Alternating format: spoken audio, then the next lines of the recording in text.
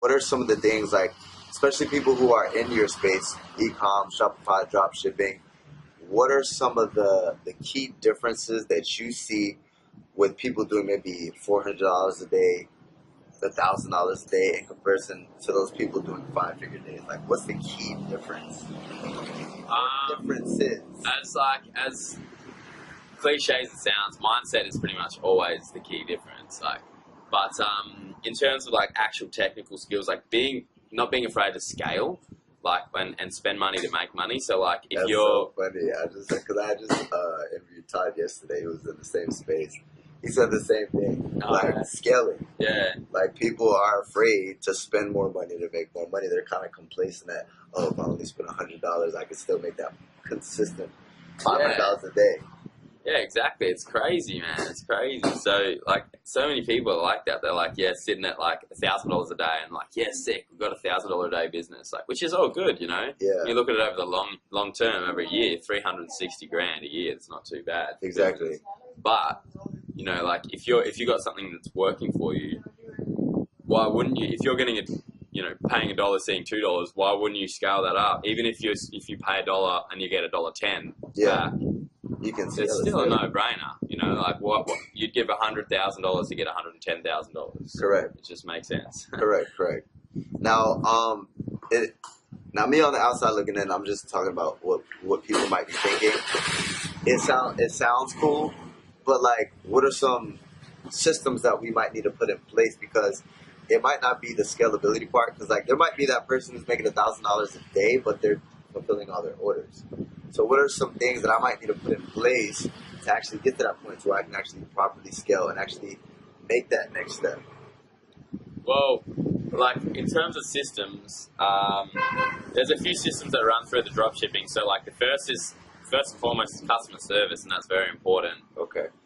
Customer service, there's, like you said, order fulfillment, there's product research, there's like ad creatives, there's like actually launching the ads, scaling the ads, and there's also like, fulfillment. I'm sure I already said that. Yeah, like actually getting it sorted out. So basically, like, as soon as you hit like even like $100 a day or $50 a day, just hire a VA, like hire a full-time VA.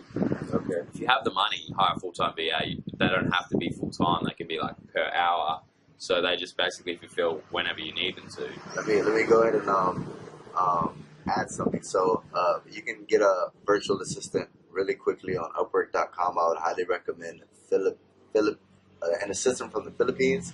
They speak very good English, and they are some of the hardest working individuals out there, to where even if you're paying them not too much, but it's probably like a ridiculous amount in comparison to what they earn in their country. So you're doing justice by bringing them on board. Not only are they taking off the workload, and this is me, what I do in my business, right? But I can only imagine in your business, hire somebody, put more money in their pocket, right? But take the workload to where you can actually scale your business. So is that kind of how it works? Oh yeah, 100%. As soon as you find something like a system that you can just offload, you got to offload it, because then you can work on growing the business instead of working in the business. So outsource the non-income producing activities and then focus on what produces income.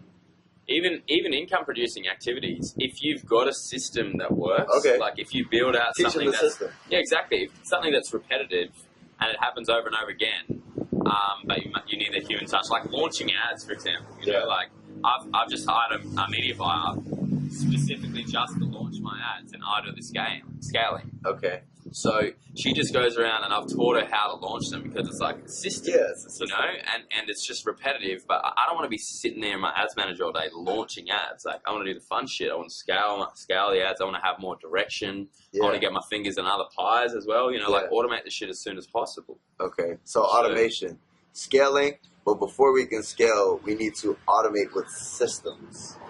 Yeah, for sure. You need to build out the right systems, and like, I scaled a little bit too fast, and my systems were a bit lagging. So I had fulfillment issues, I had customer service issues, and it led to a backlog of like the following few months.